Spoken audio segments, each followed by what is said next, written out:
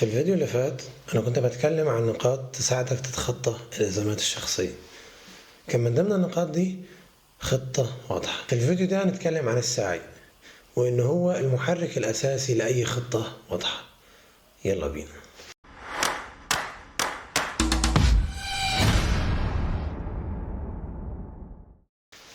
السلام عليكم، ازيكم، ايه الاخبار؟ اهلا بيكم في فيديو جديد من قناه كايزن. كايزن هي كلمه يابانيه معناها تطوير المستمر، ده هو هدف القناه بتاعتنا ان شاء الله. في الفيديو ده هنتكلم عن السعي. السعي ده شيء اتكتب عليك. قبل ما نتكلم عن السعي، في موقف حابب احكيه. في مره شخص حصل بينه وبينه نقاش عن ان انا كنت عندي احلام وعندي طموح ونفسي اشتغل على البرمجة، بحب البرمجة ونفسي اشتغل شغل برمجة، نفسي اعمل محتوى على اليوتيوب، نفسي اروح جيم، عندي احلام وعندي طموحات. فكان رده عليا بالنص كده: بص يا ابني، انت هتوصل لمرحلة انكار الذات. فانا ليه اوصل لمرحلة انكار الذات؟ ليه اخلي دوائر اولويات بالنسبة لي كانت شغل او بيت او مسؤولية او دراسة وشغل، ايا كانت دايرة الأولوية اللي عندي، أخليها تأثر على دايرة أولويات الأحلام أو الطموح أو الأهداف. السعي كلنا عارفين إن السعي محتاج مجهود ومحتاج مثابرة ومحتاج صبر. بداية أنت محتاج أهداف واضحة. كان في راجل مليونير مش متذكر اسمه بيقول إن أنت هتجيب ورقة وتكتب عليها أهدافك كلها. أنا عايز أخس 10 كيلو، أنا عايز أشتري العربية الفلانية، أنا عايز أشتري الأرض الفلانية، أنا عايز أبني البيت الفلاني.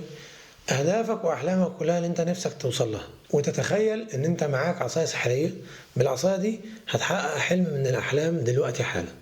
إيه الحلم من دول أو الهدف من الأهداف دي اللي أنت عايز تحققه دلوقتي حالا وهيفرق معاك؟ يبقى هو الهدف ده.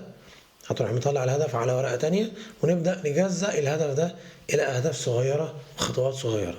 أنا عايز أخس 10 كيلو، هنبدأ بكيلو واحد، بعدين 2 كيلو بقوا 3، وبعدين 3 بقوا 6، وإلى آخره. بعد الخطة الواضحة والأهداف الواضحة، المثابرة والمجهود على الأهداف دي. ما ينفعش أنا عندي ورقة مكتوب عليها أهداف وطموحات ومحطوطة في الدرج، يبقى أنا ما عنديش هدف، ما عنديش حلم، ما عنديش خطة.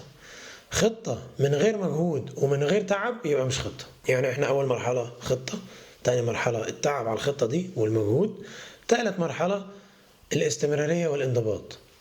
كلنا بيبقى عندنا الحماسة والتشجيع اللي في الأول إن إحنا نعمل خطة ونكتب ورقة وقلم وآخد خطوة أولانية وخطوة تانية وبعد كده أتراجع وأنسى وأأجل والكلام ده كله، ويبقى في انضباط ويبقى في سعي ملحق بانضباط. في واحد على اليوتيوب، ده مثل الأعلى على اليوتيوب بالنسبة لي، اسمه أحمد أبو زيد. الراجل ده اتسجن 50 يوم. لك أن تتخيل الراجل ده 10 سنين ما بعدش عن الكاميرات 50 يوم إلى لما اتسجن. فالراجل ده وصل مرحلة انضباط لا يمكن لأي شخص إنه يأثر على الانضباط بتاع الراجل ده في القناة بتاعته. فأنا وأنت، مش أنت، أنا وأنت محتاجين إن إحنا نوصل مرحلة الانضباط دي. إن أنا عندي تصوير فيديو يبقى عندي تصوير فيديو، أنا عندي خطوة في الحلم ده يبقى عندي خطوة في الهدف ده، في الحلم ده. بعد الاستمرارية والانضباط الصبر. الصبر على اللي انت هتواجهه وانت بتحقق الاهداف دي وبتسعى ناحية تحقيق الاهداف دي. قناتي اللي على اليوتيوب كعدد اشتراكات وعدد ساعات مشاهدة وربح من على اليوتيوب والكلام ده كله، لسه انا محتاج وقت ومحتاج مجهود ومحتاج تعب على الحاجات دي كلها. فانا محتاج صبر، ان انا ابقى صبور على اللي هواجهه من صعوبات، وان انت هتلاقي حاجات واقفة ضدك، مش ان كمان حاجات مش واقفة معاك، لا، في حاجات واقفة ضدك كمان. فانت محتاج صبر على كل الحاجات دي. اخر حاجة بعد الصبر، لازم تقتنع وتتأكد تماما ان الدنيا مش سهلة. الدنيا عمرها ما كانت سهلة ولا عمرها هتكون سهلة. من سيدنا آدم عليه السلام إلى أن تقوم الساعة إن شاء الله، الدنيا عمرها ما كانت سهلة وعمرها ما هتكون سهلة. وعايز كتشجيع مني إنك تاخد الاقتباس ده. نحن البشر مصممون لتحقيق ما نريد بالسعي إليه. وضع خطة، وضع أهداف وتحقيق أهداف في حياتك والسعي إليها عشان توصل لمرحلة إنه في حلم وفي هدف، وإنك راضي عن نفسك حتى لو بنسبة 30%، حتى لو بنسبة 10%، تبقى عايش حياتك ولو بنسبة ضئيلة راضي عن نفسك.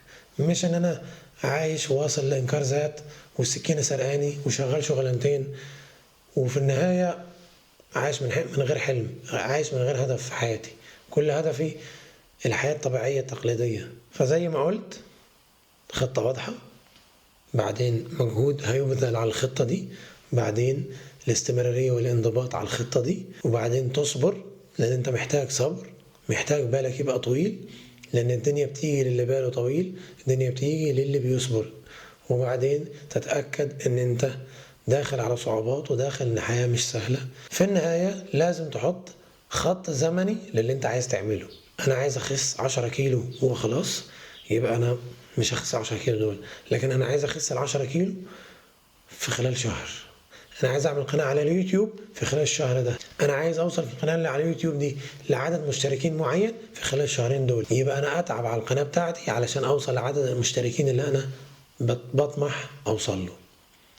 بس كده، ده كان الفيديو بتاعنا النهاردة. أشوفك الفيديو الجاي. سلام.